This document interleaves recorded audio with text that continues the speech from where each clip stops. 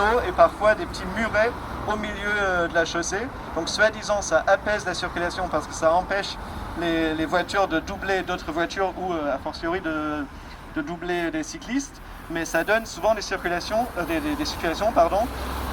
au début de ces soi-disant apaisements, l'automobiliste a envie de doubler le cycliste juste avant pour ne pas rester derrière pendant longtemps. C'est un aménagement qui, à mon avis, crée des queues de poisson, crée de la pression, alors que c'est pensé pour apaiser la vie. Donc c'est un peu dommage d'en arriver là. Maintenant, je te laisse parler de ton rond-point préféré. Mais je suis complètement d'accord, c'est créer du stress. D'ailleurs, les terre-pleins centraux, vous le connaissez, cet espace qu'on met au milieu, plutôt que de mettre une piste cyclable sur le côté, on met des terre-pleins centraux. Vous savez pourquoi on met des terre-pleins centraux? On fait ça pour séparer les voitures pour qu'ils puissent conduire encore plus vite. Donc en fait, ça fait mal, ça crée des queues de poisson, ça crée de l'insécurité, ça crée des voitures qui vont plus au cul.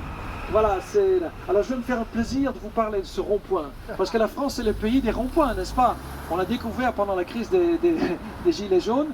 Mais voilà, nous sommes un rond-point. On est là ensemble pour en parler. Alors les ronds-points, on en a beaucoup en France. Vous savez pourquoi?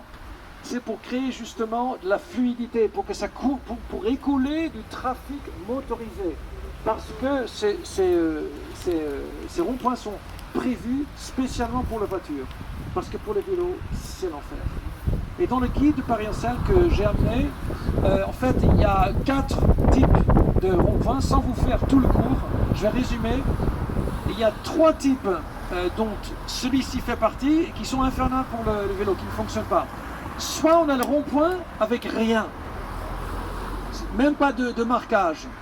Alors là, c'est pas bien parce que le vélo, il est perdu, il est mélangé avec des voitures dans un espace, une sorte de jungle où même la voiture est en train de chercher son chemin. Voilà, ça marche pas du tout. Donc, la deuxième étape, c'est ce que font beaucoup de villes, ils mettent des pictogrammes au bord, sur le pourtour. C'est pire parce que ça dit au vélo, allez rouler sur le côté. Et du coup, le cycliste va se taper 5 ou 6 angles morts des voitures qui en plus ont des virages, comme vous venez de le voir, très rapides, donc pour accélérer, pour quitter le rond-point en accélérant. Bref, c'est très dangereux. La troisième étape, c'est celle que vous voyez devant vous, où on n'a pas mis les pictogrammes sur le côté, mais on les a mis au milieu. C'est déjà mieux parce qu'au moins le vélo il ne va pas rouler sur le côté, donc il ne va pas se cacher dans l'angle mort des voitures, mais il va rouler au milieu. Par contre, ça pose un gros problème. Vous savez pourquoi? C'est très anxiogène. Imaginez, regardez ce bus-là.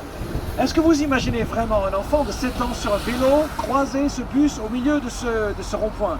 Eh bien sûr que non. Donc ça veut dire que ce rond-point que vous voyez là est accessible à vélo pour à peu près entre 3 et 7% de la population française. Et tous les autres, ils vont se dire, nous, on va pas prendre le vélo, on va prendre la voiture ou autre chose. Ça veut dire que ce rond-point-ci disqualifie l'intégralité du trajet qui passe par ce rond-point. Et je pense que ce rond-point se trouve à un endroit très stratégique, donc ça disqualifie beaucoup de trajets. Donc là, vous voyez un petit peu l'importance stratégique de ce rond-point. Alors, on n'est pas là que pour rouler et pour râler, il faut dire aussi qu'est-ce que c'est alors la solution. Alors la solution, c'est la suivante. Plutôt que de mélanger les cyclistes et les vélos et d'essayer de les séparer avec un petit peu de peinture, ce qui ne fonctionne pas, qu'est-ce qu'on va faire? Alors là où je suis là, on va couper une piste cyclable. Directement. On le fait pour les piétons. Pourquoi on ne le ferait pas pour le vélo? Eh bien justement, c'est ce qui se fait aux Pays-Bas. Dans le guide de Paris-en-Selle, vous voyez plein d'exemples. On va le faire parallèlement pour que le vélo passe comme le piéton, comme ça. Ça fait que la voiture qui va, par exemple, ici quitter ce rond-point, en fait, il aura un terre-plein qui le sépare des vélos. Et donc, quand il doit quitter le rond-point, il va orthogonaliser son angle, c'est-à-dire il va vraiment prendre son temps pour sortir et il va voir le cycliste. Voilà la solution. Donc c'est vraiment, je suis très content de pouvoir vous parler de ça parce que ce rond-point-là, ça fait la différence entre un itinéraire cyclable ou pas cyclable.